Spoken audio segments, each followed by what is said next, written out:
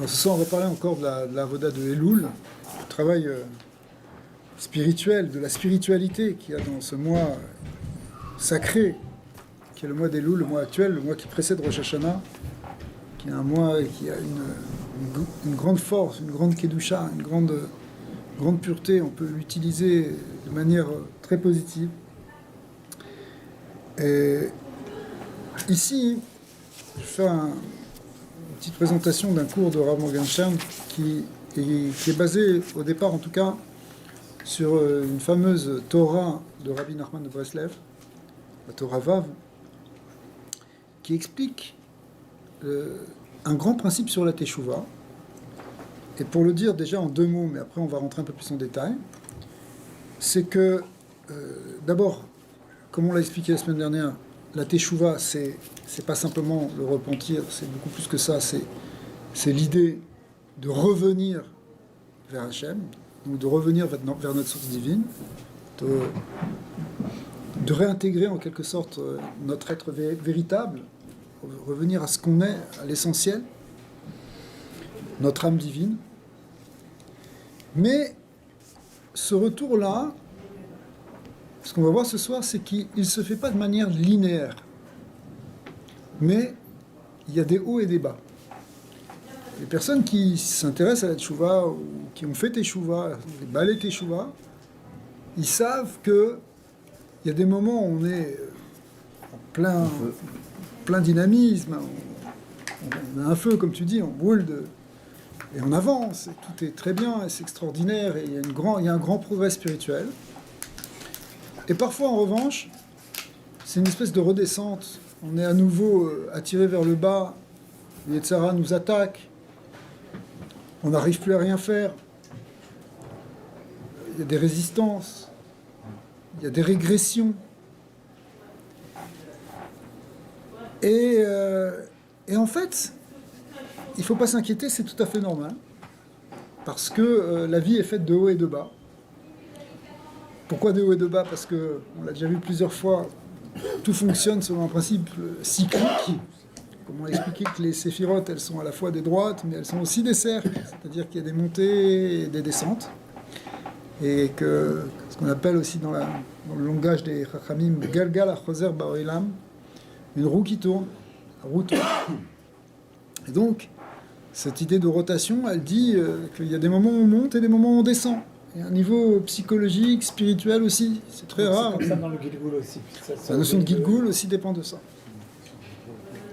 Et l'idée principale de Rabbi Nachman dans ce texte, c'est de dire que si on veut avancer bien dans la Teshuvah, il faut avoir une certaine maîtrise, une expertise littéralement, baki, et dans la montée et dans la descente. C'est-à-dire savoir gérer et comprendre les moments où on vit une élévation, et inversement, savoir aussi contrôler les moments où on a des descentes. D'accord? C'est cette Baki Beratso, Baki Beshov, Belashon HaKabbalah. Az, pendant le mois d'Elul, où on commence la Teshuvah, où on recommence un processus de Teshuvah, on va vivre les deux. Mais ce qu'explique Rabbi Nachman là-bas, c'est que, en quelque sorte, si on commence à faire Teshuvah, si on commence à s'éveiller, c'est parce qu'à un moment on veut sortir, on veut remonter. Donc, c'est que, aussi d'un certain côté, on est déjà descendu, puisqu'on veut monter. Effectivement, on se rend compte qu'on est dans un état, on voudrait changer, on voudrait que ça avance, on voudrait progresser, on voudrait remonter. Et là-bas, hein, il explique un concept qui est, au départ, presque un peu choquant, si on le lit pour la première fois, c'est que pour commencer à avoir un début de Teshuvah, à commencer à remonter, ça passe par l'idée d'être capable de supporter une forme d'affront ou de honte, un bisayon en hébreu, et savoir se taire en même temps. Effectivement, quand tu arrives, quand tu as fait une bêtise, et tu as cassé quelque chose, tu es désolé. Au début, qu'est-ce que tu vas dire? Un ami t'a prêté sa Ferrari, et manque de peau, tu es rentré dans un poteau en marche arrière sans faire exprès. D'accord. Tu arrives, qu'est-ce que tu vas dire? Première chose, tu vas commencer à parler. Tu te tais, tu as honte, et Et tu attends, tu attends que la première réaction passe. C'est une image un peu amusante. Mais cette idée, c'est effectivement ce qu'on fait quand on fait Tachanoun. Quand on fait des supplications devant Akadosh Baruch Hu, on arrive, on ne sait pas trop quoi dire au départ. D'accord ?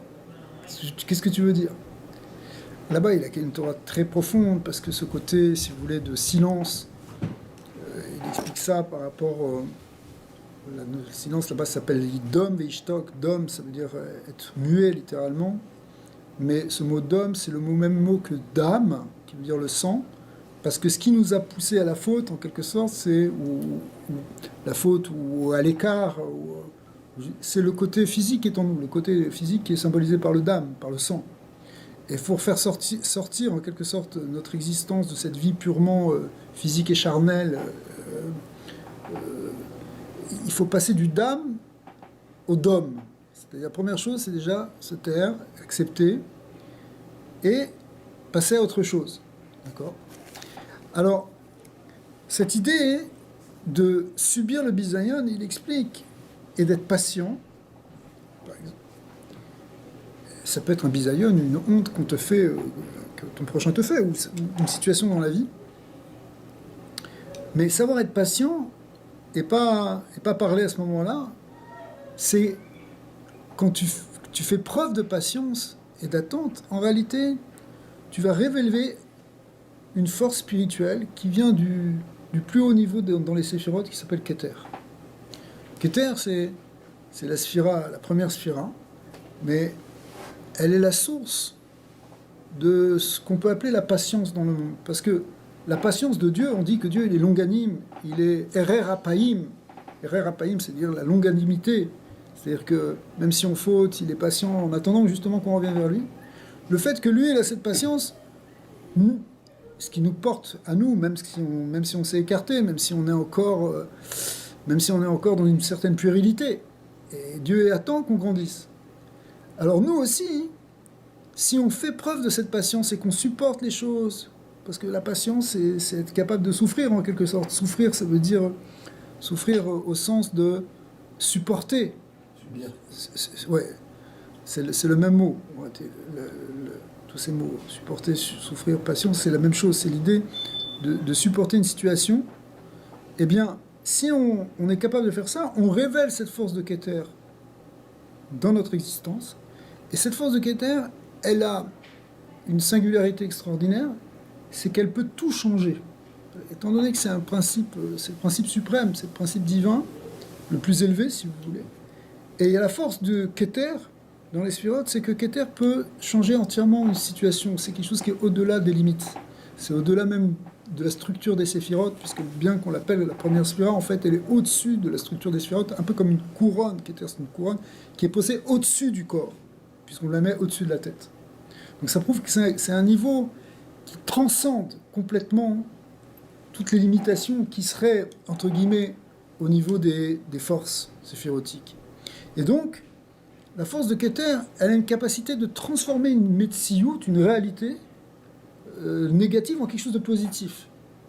Vous savez que le Talmud dans Yoma, il dit que si on fait une tchouva complète, bé'ahava, sincère et absolue, on peut même transformer nos fautes, et y compris même nos fautes préméditées, on peut les transformer en mérite. Ça peut pas être un mérite. Éventuellement, on peut te pardonner pour la faute. On peut effacer une faute, mais on te compte un mérite. C'est pas un mérite. Si, parce que la force de Keter permet ce retournement, permet cette transformation de la négativité en quelque chose de positif. Et ça, c'est le principe ultime de la Teshuvah.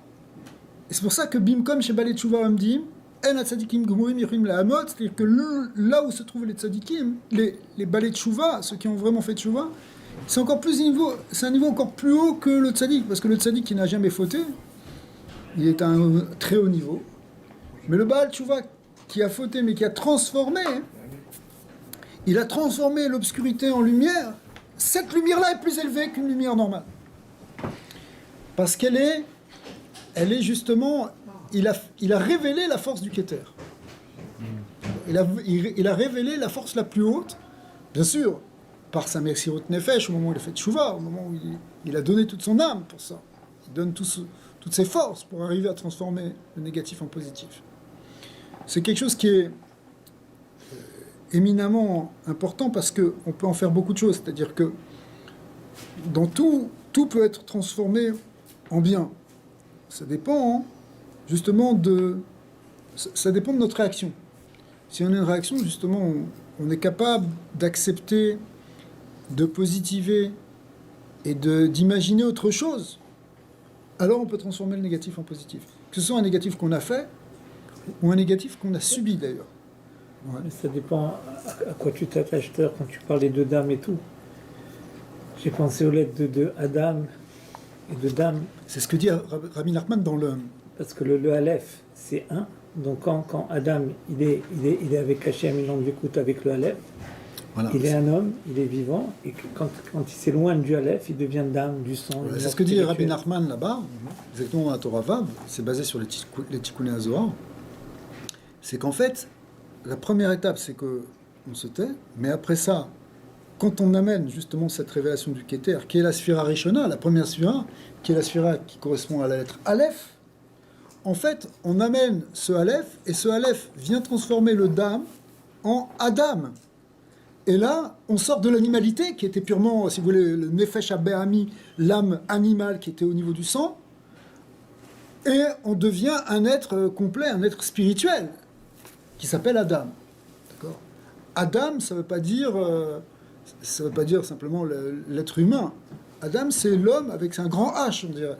C'est l'homme parfait. C'est l'homme parfait, c'est l'homme avec sa neshama. C'est sa neshama, son âme qui maintenant domine son corps. Les animaux, ils ont... Oui. Alors, au mois d'Elul, on recommence en quelque sorte ce processus-là. Ce processus-là, on peut le faire tous les jours, évidemment. Mais c'est un moment dans l'année qui est propice à cette transformation. Trila verosh la avodat hatshuva shel chodesh Elul, she'adam yikanes lebechinat admima ve'ashtika. Il faut déjà arrêter de râler et se taire. Ve'yakir shelo kemo shechashav bedaato kol hashana kula. Et il faut qu'il commence à reconnaître que tout ce qu'on a pensé dans l'année, peut-être qu'il faut remettre tout ça en place. Il faut que j'arrête de parler maintenant et que je laisse un petit peu remettre les choses à leur place. Parce que maintenant, on peut réparer nos actes. Et là, mais seulement, pour le faire, on a besoin de l'aide divine. Et là, Rak Hashem Yitbachar Yachol Lesaado Velitmor Yemino Kede Sheyashuv Elav Vitaken Orchotav. Nous, on veut se rapprocher de Dieu. On veut revenir à cette source spirituelle. On veut revenir vers le bien, et le vrai bien-être en même temps. Mais pour ça, il faut que cette source-là, elle nous attire, elle nous prenne, elle nous remonte. C'est pas nous qui pouvons tout arranger, même sur nous-mêmes, on peut pas s'arranger complètement. C'est une aide extérieure alors. Sauf que c'est une aide, tu peux l'appeler extérieure, tu peux l'appeler qui est au profond de toi, puisque Dieu il est au profond de toi. Mais c'est une aide qui est transcendante. C'est ça la notion de Keter. C'est quelque chose qui transcende, qui est au-delà. C'est une aide de l'au-delà. Il faut qu'Hachem t'aide à revenir vers lui. Et ça, c'est la première chose qu'on devrait comprendre si on veut faire Teshuvah. C'est qu'on a besoin de Dieu pour faire Teshuvah. Il faut prier pour ça. D'accord ? Tu peux pas faire cette âme comme ça et dire, voilà... on peut prendre un exemple. Si tu as un défaut, tu as un Yetzirah, alors tu peux travailler dessus, et tu vas travailler dessus. Mais, c'est pas sûr que tu vas y arriver. Tu as un défaut, tu as une addiction, tu as quelque chose. Comment tu peux t'en sortir ? Il faut qu'il y ait une aide du ciel. D'accord ? Et si tu veux faire tes chouvas, il faut que tu t'en remettes à cette aide du ciel. Alors tu vas dire, mais c'est très facile, c'est passif. Non, c'est ça qu'on te demande, c'est ton activité à toi. Sauf que c'est une activité dans laquelle tu te tais, c'est-à-dire justement tu fais preuve de bitoul, tu annules ton ego, tu annules toute ta force en quelque sorte, pour laisser place à la force divine. C'est ça le travail à faire. C'est pas quelque chose de complètement passif en disant, bon, le bon Dieu il va s'occuper de moi. C'est pas ça, il y a un travail à faire. Mais c'est un travail, non pas, si vous voulez, dans l'expansion, mais au contraire dans la réduction. C'est-à-dire laisser de la place à Hachem. Laisse de la place à Hachem dans ton existence. D'accord ? C'est ça le début de la tchouva. On veut contrôler, on veut avoir le contrôle, et surtout on veut avoir le contrôle de soi-même, ce qui n'est pas négatif en tant que tel, bien sûr. Hachem veut qu'on soit des êtres responsables. Mais maintenant que tu veux te rapprocher de lui, que tu veux changer quelque chose, qu'il y avait des choses qui n'allaient pas et sur lesquelles tu veux maintenant travailler, bien sûr tu te prends en main, mais dans cette prise en main, il faut que tu comprennes réellement que tu ne vas pas y arriver si ce n'est pas Dieu qui va t'aider aussi à te prendre par la main. D'accord ?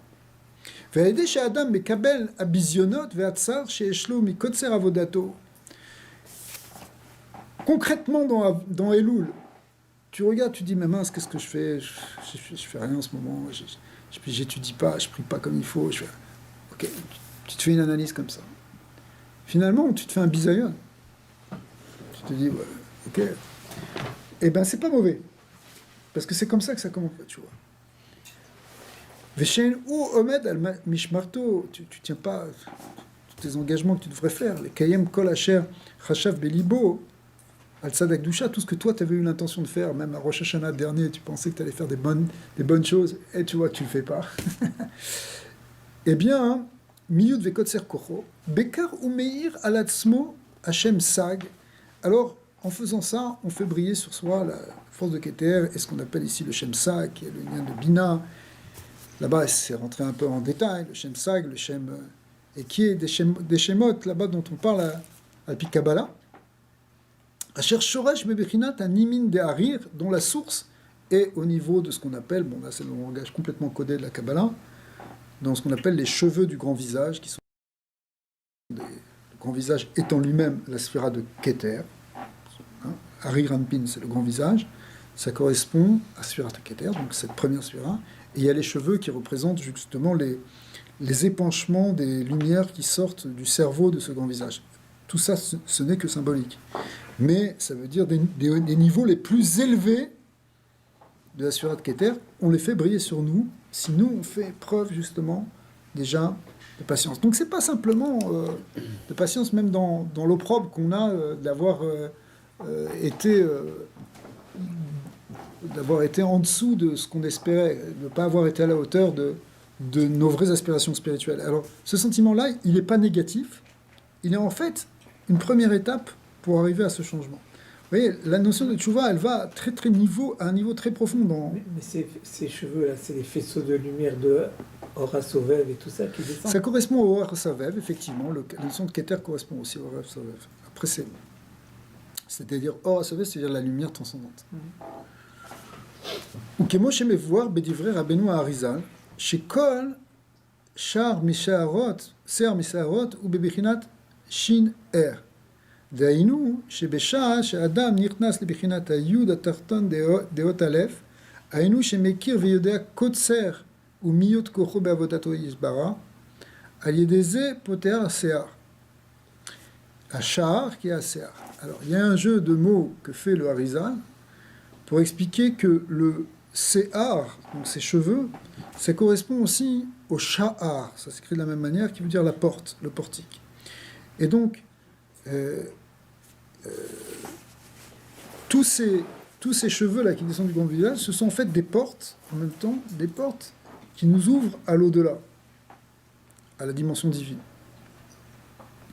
Et à chaque fois que on a ce bisayon, là-bas il est représenté dans les Tikkuné Hazohar par le Yud qui est en bas du Aleph. Vous savez que pour écrire un Aleph, il faut Yud, Vav, Aleph. Et là-bas, ces deux Yud représentent le Yud supérieur représente l'idée d'élévation et le Yud inférieur représente l'idée au contraire de descente. Ces deux mouvements dont on a parlé en introduction dans la Torah de Rabbi Nachman, c'est-à-dire le Ratso, l'élévation, et le Shov, le retour vers le bas. Eh bien, en fait, on commence par le bas, on commence par le Yud d'en bas, et l'avoda à faire dans ce Yud d'en bas, c'est justement d'être capable de supporter le bisayon, d'être dans les niveaux dans lesquels on est, de le reconnaître, et de commencer à prier à Hachem. Et à ce moment-là, on commence à ouvrir les portes, ces Sheharim, ces portes, puisqu'on fait appel à ces Seharot, qui sont eux-mêmes She'arim, Se'ar, She'ar. Alors, c'est un peu, évidemment, une symbolique très concentrée, parce que c'est basé sur les Tikkuné HaZohar, sur le Harizal, mais dans le concret, ça veut dire que ce début de Teshuvah, en fait, il ouvre des portes extraordinaires, avec une lumière extraordinaire, qui permet d'éclairer la Neshama, qui va pouvoir commencer à remonter. Vechar she'epone el Hashem Elokav, azay gvar en etzlo nafkamina, kama zman ya'avor ad she'yizke lishnot ma'asav. Alors, une fois qu'on a commencé à s'attacher à la force divine de cette manière, après on peut supporter le fait que nos actes ne changent pas tout de suite, parce qu'il faut du temps. Il faut cette force de Hamtana, c'est pour ça qu'il faut une patience, parce qu'il faut supporter le temps du changement. Malheureusement, ou heureusement, parce qu'en fait tout est bien fait, mais le temps de transformation, il prend ce qu'il prend. Alors ça dépend, il y a des gens qui se transforment plus rapidement que d'autres, mais juste pour essayer de comprendre, quand par exemple quelqu'un fait teshuva, il se dit, bon là, maintenant, je vais changer mon mode de vie. Ça dépend aussi de ce que tu transformes, si voilà. tu veux quoi transformer ou pas. C'est chazak. Ça dépend de ce que tu transformes. Mais des fois, tu peux faire un changement du jour au lendemain. Je sais, je respecte Shabbat, Kashrut, pour donner des exemples. Mais ça ne veut pas dire que tu l'as intégré complètement. Il faut après, une fois, au départ, tu as une force d'élévation très forte. Tu montes là, tu as l'impression d'arriver à la 50e porte. C'est les 50 portes de Gdusha. Mais après, comme on l'a expliqué tout à l'heure en introduction, il y a une redescente. Pourquoi il y a une redescente ? Parce qu'il va falloir que tu intègres les choses. Il y a un exemple très connu de tout ça, c'est les Bnei Israël. Parce qu'ils sont sortis d'Égypte, qui sont sortis du 50e niveau de Touma, ça représente le niveau le plus bas. Et puis en 50 jours, ils sont sortis, ils ont changé chaque niveau en un niveau de Gdusha. Ils sont arrivés au 50e niveau de Gdusha, puisqu'ils ont transformé le mal en bien aux 50 niveaux. Et ils étaient au pied du Har Sinaï. Et ils ont reçu la Torah, 50 jours après être sortis d'Égypte. Donc c'est formidable. C'est allé très vite. Il fallait un temps, quand même, 50 jours, tout le temps du Homer. Mais ils sont arrivés au plus haut niveau. Seulement. Ils ont atteint le 50e ? Ils ont atteint le 50e niveau. On peut jouer sur les mots. Ni en bas, ni en haut, ils ont vraiment atteint le 50e, mais ça veut dire quand même qu'ils étaient au niveau du 50e. À un moment, la Gemara dit que c'était Paskas ou Amatan, même l'impureté de la mort, même l'ange de la mort avait disparu à leur niveau. Donc on était revenu au 50e niveau de Gdusha. Cependant, qu'est-ce qu'on voit tout de suite après dans la Torah ? C'est que 40 jours après, ils ont fait le veau d'or. Ce qui est une aberration, parce que si tu as entendu Dieu en direct sur le pied du mont Sinaï, tu fais un veau d'Azara. Comment est-ce que tu peux retomber dans quelque chose d'aussi vulgaire, aussi bas que le veau d'or ? C'est une régression énorme. Tu reviens là-bas, le Zohar il explique qu'ils sont revenus dans le veau d'or, ils sont revenus aux pratiques les plus basses de l'humanité. D'accord ? Niveau le plus bas. Alors, comment tu peux... Je comprends pas. T'as tout compris d'un coup. Et maintenant, pourquoi tu retombes ? Mais tu l'as compris, puisque tu l'as vu. Tu as vu Hachem. Tu l'as vu, tu l'as entendu. On parle pas d'une croyance. On ne veut pas intégrer, tout simplement. Chazak. La seule chose, c'est que pour intégrer, ça prend du temps. Et là, ça prenait plus que 50 jours. C'est du temps ou il y a de l'amour aussi, peut-être, non ? Ça prend, pour intégrer tout ça, vous savez combien de temps ça prend ? Ça prend jusqu'à aujourd'hui. Le Zohar dit que jusqu'au Mashiach, on est encore en train de réparer le veau d'or. C'est-à-dire qu'on est encore en train de se transformer pour être capable de vivre au niveau de Matan Torah, du don de la Torah. D'accord ? Et c'est pour ça que, collectivement, on est tous dans un processus de tchouva qui dure longtemps. Mais ce qu'on voit à un niveau collectif, on le vit nous aussi à un niveau individuel. Donc quand on fait teshuva, on a des moments de montée, et après des moments où il faut intégrer. Et c'est ça le temps qu'il faut. Mais ça, il faut être capable aussi de le supporter, d'être patient, de savoir qu'on va se transformer petit à petit. Des fois, on se décourage, tu vois des gens qui font teshuva, et puis, au bout de 2-3 ans, ils disent « Ouais, j'arrive pas, c'est pas pour moi », ils lâchent tout. Pourquoi? Parce qu'ils sont montés très vite, mais ils n'arrivent pas à l'intégrer. Mais pour l'intégrer, il faut avoir la patience. Il faut être capable de supporter. C'est nisyonote. En réalité, c'est des nisyonote de teshuva ce qu'on vit. Ces épreuves, en quelque sorte. Et la première chose, c'est de savoir se taire, savoir accepter. Ouais. Mais Rabbi, ça ne dépend pas que de notre travail aussi. On se fait attaquer par des forces négatives, notre Yetzerara, etc., qui est indépendant. Mais justement, c'est ça qu'on essaie de transformer, c'est le Yetzerara. Oui, d'accord, mais tant qu'il est vivant, il a un rôle. Mais c'est pour ça qu'il faut être patient et savoir. Et c'est pour ça qu'il faut être patient et pas lâcher. Et pas lâcher même quand tu descends. Pourquoi on dit tu ne mettras pas des embûches devant un aveugle? Parce que justement, on a cet handicap et... Absolument. Donc, ce qui est nécessaire en réalité, hein, c'est justement d'être capable de résister dans ces moments d'attaque. Mais si tu t'es attaché à Hachem dès le départ en disant, voilà, je m'en remets à toi, je sais que c'est toi qui vas m'aider, c'est toi qui vas finalement me l'enlever, ce Yitzhara. Vous savez que toute la Torah de Rabbi Nachman, elle est basée sur cette idée, tout le travail. C'est-à-dire que dans Hitbo des doutes, quand tu pries à Dieu, tu pries, et c'est ça tout ton travail, c'est une activité, tu mets toutes tes forces dedans. Encore une fois, c'est pas passif. Mais ce que tu demandes, c'est que Dieu t'enlève ton Yitzhara. Comment ? Qui t'aide. Mais en réalité, on va voir que ça va être plus que l'aide. C'est qu'à un moment, tu comprends que tu peux pas faire toi-même. Qu'est-ce que tu peux faire ? Tu peux pas. Qu'est-ce que tu crois ? Qu'est-ce que tu peux ? Puisque c'est en toi, justement. D'accord ? Mais le fait que tu t'en remets en lui et que tu te remets tout le temps en lui, tu as la patience pour pas lâcher. Parce que tu sais que ça va venir. Les fautes qu'on a fait, elles ont laissé des marques. C'est comme quand l'image qu'on avait discutée, si tu prends une solution et tu veux la stériliser de l'eau, les impuretés elles remontent jusqu'à ce que ça devient un liquide complètement. C'est pour ça qu'il faut ce qu'on appelle. Mais ces impuretés elles remontent. C'est-à-dire ce qu'on a fait, tout ça, ça remonte. C'est dur à. Ouais, tu vois, comme il a dit tout à l'heure. Ça nettoie en même temps. La kapara, kapara, ça veut dire nettoyer. C'est ça le temps que ça prend. Exactement. Tu peux le dire exactement comme ça aussi. C'est la réparation, l'intégration, tout ça, c'est un peu la même chose. Le nettoyage, tout ça, c'est la même idée.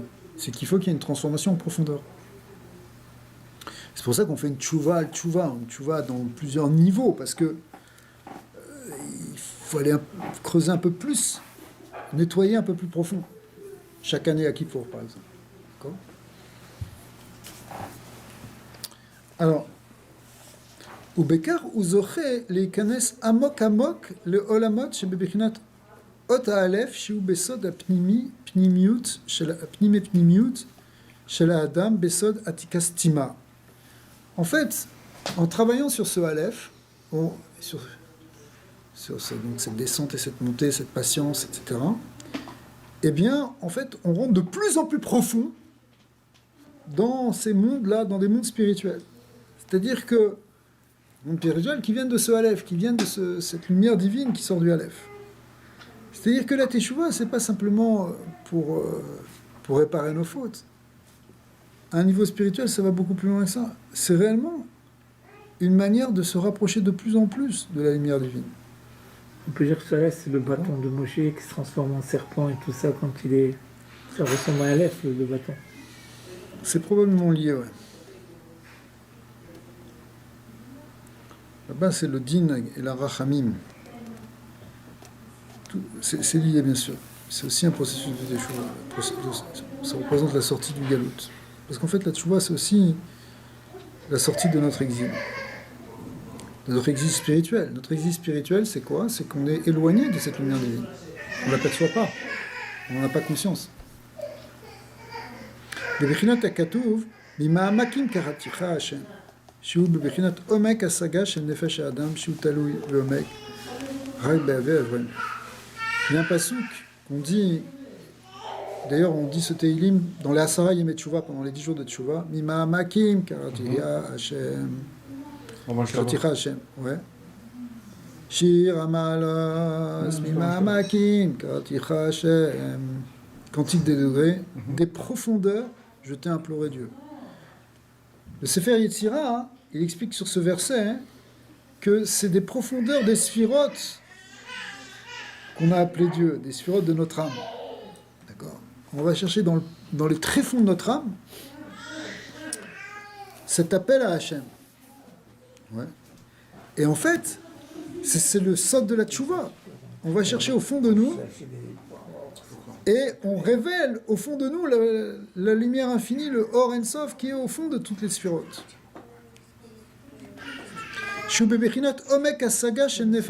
En fait, c'est la profondeur de la Hasaga. La Hasaga, c'est la perception qu'il y a dans l'âme de l'homme. L'homme, il a au fond de lui un potentiel de percevoir le divin qui est très grand, sauf qu'il faut aller le chercher. Parce que notre contact avec le divin, il est recouvert de pellicules, il est recouvert de clipotes, qui sont nos ta'avot, nos désirs, nos peurs, nos défauts. Ok ? Mais si on arrive à percer tout ça, on va chercher une source de lumière extraordinaire. Chez Talou, il veut en mettre Rak Be'aviv Sheba Shamayim. Et en fait, cette lumière qui est là, elle dépend. Et c'est pour ça qu'on a besoin de cette aide divine, parce que ça dépend, évidemment, c'est de la lumière divine. Donc on a besoin de Dieu pour la révéler. C'est grâce à cela, quand on comprend ça, alors on se tourne de plus en plus vers lui. Il faut aller chercher au fond de soi la dimension divine. C'est elle qui va nous libérer. Qui keter ou bechinatam tana, c'est ce qu'on disait tout à l'heure. Keter, c'est la capacité d'attendre, la patience. Kemoshe Katouv dans Yor Katarli Zay. Attends-moi un peu. Katarli Zay. Attends-moi un peu. C'est Dieu qui parle. Qui dit attends-moi un petit peu. C'est un peu de patience. Et le mot qui est dit pour dire attendre, c'est le mot Katar qui s'écrit comme Keter. C'est avec les voyelles qui changent. Donc, c'est une des preuves pour dire que Keter, c'est l'idée de l'attente. Chez Tsavi à Adam, liyot lo metinut vererapaim. Il faut que l'homme fasse preuve de patience, de longanimité. La skill chez eno yachol levado letaken maasav. Et là, tsavi limsor etzmo legamre à la nagat abore. Qui comprennent qu'il ne peut pas y arriver par lui-même, mais qui doit se donner entièrement à la force divine, à la conduite divine pour arriver à s'en sortir. Et c'est à ce moment-là, Hachem va le faire avancer dans la voie royale. Si tu n'as pas de patience dans ta avoda, regardez bien ça. Ça, il faut le retenir. Si on retient ça, on a gagné quelque chose ce soir. Quand tu n'as pas de patience dans ta avoda, tu te décourages, tu te dis, moi de toute façon, j'arrive pas à étudier, c'est pas pour moi, je suis pas capable de faire ci, j'en ai marre. J'en peux plus, j'ai demandé au bon Dieu, et voilà, j'ai fait tchouva, mais maintenant on m'apparle à ça, ça va pas.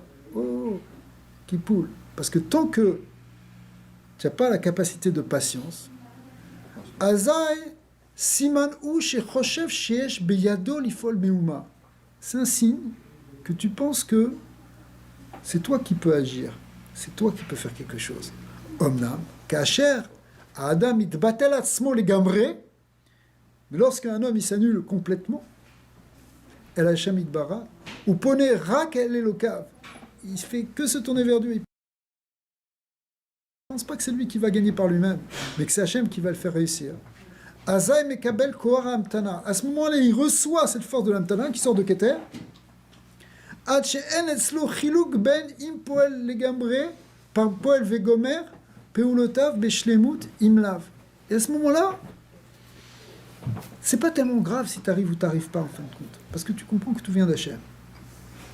Vazai zoche elu amochin yashpiu alav letaken ou leshaper maasav bepoel. Et à ce moment-là, effectivement, tu vas recevoir des forces divines, ce qu'on appelle les forces qui viennent des mochin, qui sont des aspects spirituels des séphirotes, qui vont venir et qui vont permettre d'arranger tous tes actes et changer tes midotes. Mais c'est pas grave a posteriori si tu as tout essayé, pas a priori. On peut pas dire je vais pas. Non, mais c'est pas passif. C'est ça tout le truc. C'est qu'on croit que s'en remettre à Hachem, c'est une forme de passivité. En fait, c'est pas passif. C'est toute une avoda. Mais c'est une avoda de bitoul. C'est-à-dire que pourquoi tu pries? Pourquoi tu veux faire la tefila? Okay. En fait, tu pries parce que... Pourquoi tu demandes à Hachem? Fais-toi! Débrouille-toi! T'as pas besoin d'Hachem? Les athées, c'est ce qu'ils ont dit.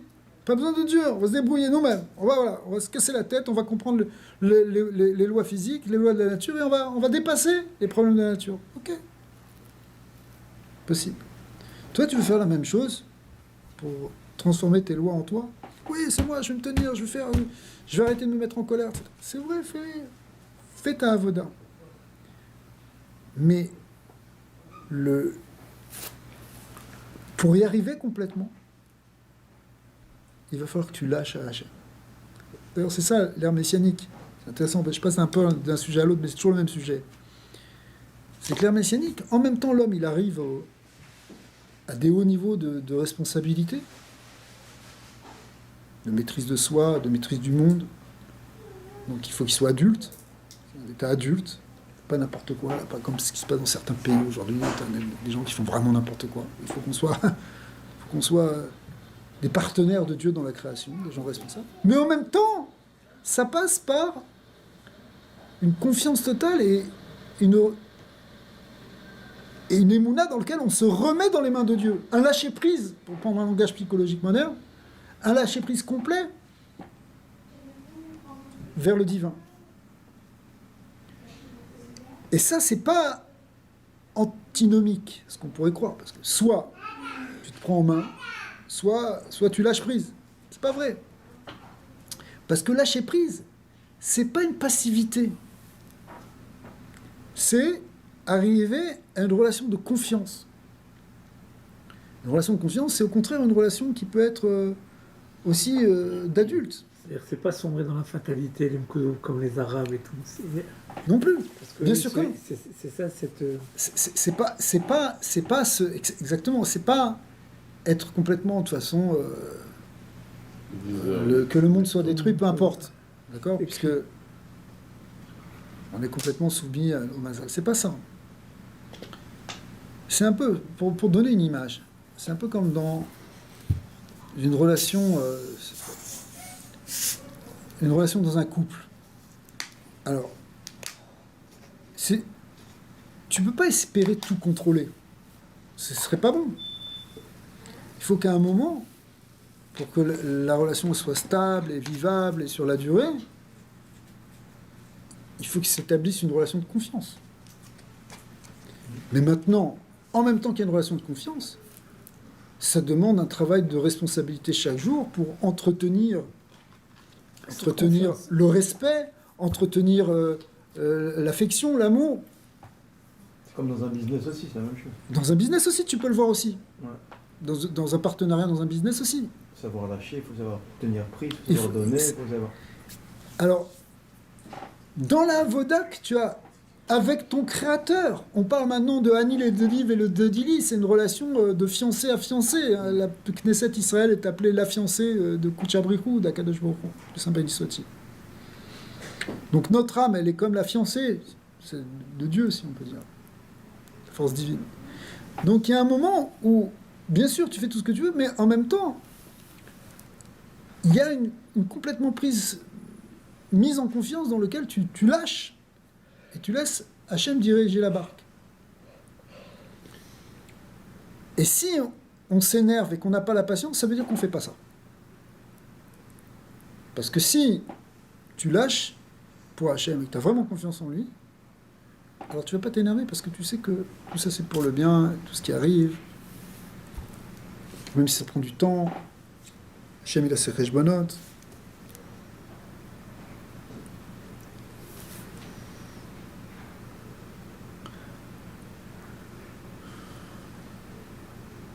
Ok. Vine, Adam s'arrive lieu baki beratso, baki bekshov, comme on disait. C'est-à-dire, il faut être expert et dans les moments de montée et dans les moments de descente. pourquoi monter, c'est que tu saches d'abord, premièrement, que t'es pas encore arrivé. Crois pas que parce que tout d'un coup tu as étudié 3 mois la Torah ou 1 an ou quoi, tu es déjà au niveau de Moshe Rabbeinu. Calme-toi, tu as encore beaucoup de chemin à faire, c'est pas fini. Sache qu'il faut continuer à avancer. C'est pas... même si on regarde des centaines de cours ou qu'on étudie des centaines de pages, on sait encore rien. Les Chachamim, ils disent, et c'est une expérience que chacun peut vivre, que plus ils apprennent et plus ils grandissent dans la Torah, plus ils savent qu'ils savent encore, plus ils ont conscience qu'ils savent encore rien, qu'ils sont au début. Je parle de gens qui ont étudié des 50-70 ans en long et en large toute leur vie. D'accord ? Mais ils savent que, même si peut-être ça peut paraître beaucoup, mais en fait ce beaucoup il est très relatif. Il est beaucoup par rapport à l'infini. Par rapport à l'infini, effectivement, c'est encore rien. Exactement. C'est jamais fini. Et comme l'océan de la Torah, l'océan de la sagesse, l'océan de la lumière divine, il est infini, donc c'est pas parce que toi, tu as récupéré un verre d'eau de cet océan et que tu l'as bu, que tu as bu l'océan. D'accord ? Le gars, il va dans la mer, il boit un verre, il dit, ouais, c'est... Bon, ok, t'es rassasié pour l'instant, mais ne crois pas que tu as intégré tout l'océan. D'un autre côté, le fait que tu aies bu un verre, que tu aies attrapé un peu, ça te met en connexion avec tout. Hein, comme il dit le principe du Baal Shem Tov, que quand on saisit un peu de divin, en fait, on saisit tout le divin. Parce que le divin, on ne peut pas le séparer. Donc c'est ça aussi, il faut être aussi... Ça fait partie de l'expertise, si vous voulez. Savoir qu'on n'est pas arrivé, en même temps savoir qu'on doit être content déjà de ce qu'on a. Il faut être une certaine simra aussi dans le spirituel. Mais en même temps, si c'est pour se satisfaire et dire je bouge plus, c'est pas bon non plus. Il faut savoir continuer. D'accord ? Et aussi dans la descente, comme on a dit, savoir aussi, quand on est bas, savoir aussi faire mine basse en quelque sorte. Kideita Bezoar Kadosh. Zakaman de Aïl Venafik, c'est le fameux Zohar qui dit heureux celui qui sait entrer et sortir, ça veut dire monter et descendre, c'est la même chose. Donc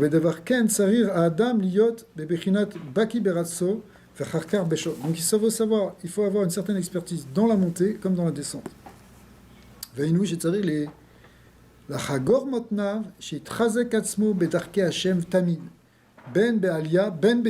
faut savoir gérer les moments de montée, les moments de descente, les moments où on est dans une emphase, des moments où on est un peu plus dépressif. Mais c'est un peu contradictoire ça, parce que si tu as une expertise dans la montée, tu n'es pas supposé redescendre. Donc ça veut dire que malgré l'expertise, tu vas redescendre. Donc comment alors, Chazak, c'est un paradoxe. Très bonne question. Parce que tu devras redescendre. Pourquoi tu devras redescendre ? Parce que dans ta montée, tu n'as fait qu'une partie de la chose. Tu n'as fait que la moitié du chemin. Il faut la parcourir aussi dans l'autre sens pour intégrer les choses. Tu montes sur le mont Sinaï, mais après tu en redescends. Les anges montaient et descendaient dans l'échelle de Jacob. Pourquoi ? Parce que c'est comme ça. Tu peux monter un grand truc. Voilà, c'est bientôt Rosh Hashanah. Beaucoup de gens vont aller à Ouman. Tu vas vivre une expérience extraordinaire, une élévation magnifique. Mais tu n'as fait que la moitié du chemin. La deuxième moitié, c'est quand tu vas rentrer chez toi à la maison. Intégrer tout ça. Et comment tu vas intégrer tout ça dans les mois qui vont suivre. Ça vous prépare.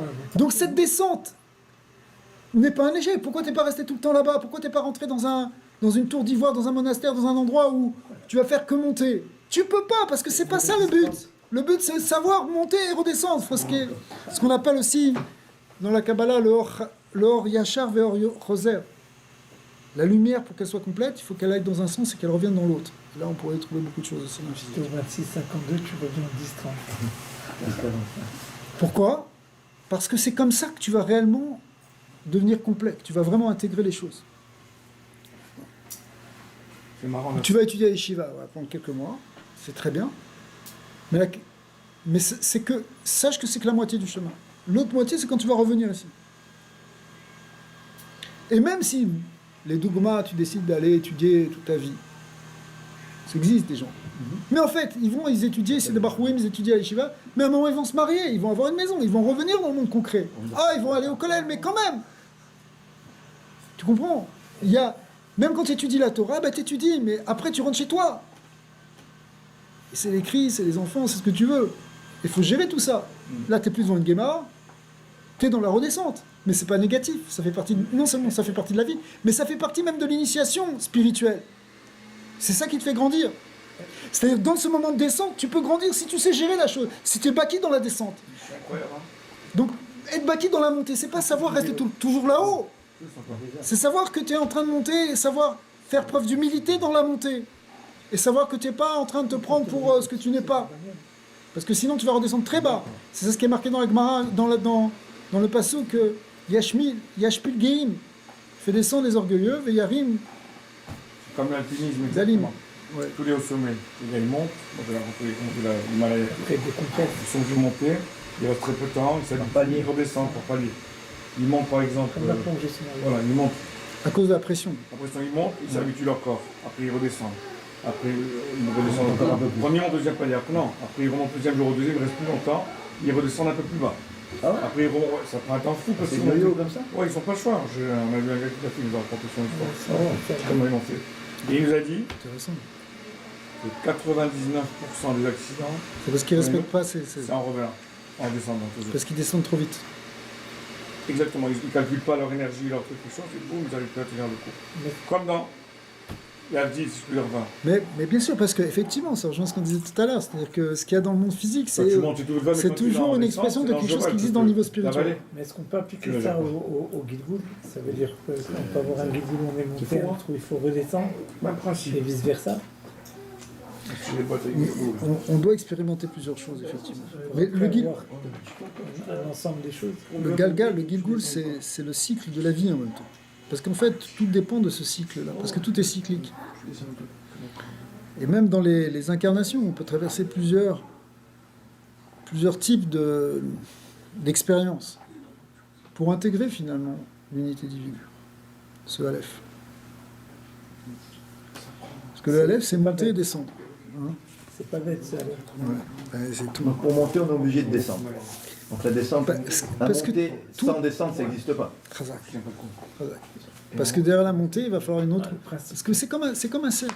Un cercle, ça monte, Ah, ça descend, ça monte. ça remonte. Mais grosso modo, c'est plus qu'un cercle. C'est comme une ellipse. C'est-à-dire que C'est un genre ça monte de- et ça descend, mais en fait, c'est tout le temps en train de ça monter. monte. C'est-à-dire que même ce qui t'apparaît être une descente, c'est en fait au fond une Plus haut montée. que ce que c'était. Parce que tu peux progresser dans cette Comme un descente. ressort. Regardez, pas vu. Et sans problème. Michael, Allez.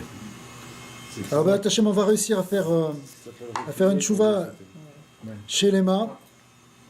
Et en conclusion de tout ça, Gam, Ken, Al, Yitia, Esh, Leolam. Il faut jamais se désespérer parce que même quand tu crois que tu descends, même quand tu as une période difficile de ta vie, une période plus sombre, on a des moments d'élévation, des moments au contraire de restriction, eh bien, il faut les accepter parce que ça fait partie de la transformation intérieure et du changement qui nous rapproche vers notre véritable source. Et au contraire, si on fait ça, on va avoir une alia moura complète avec Mashiach Tzidkenu Bimera V'Yamenu Amen. Bocha Adonai Leolam Amen V'Amen. C'était un cours pris un extrait d'un shiur de Rav Morgenstern, Shlita de Yerushalayim. Oui, tu vois pas au mal.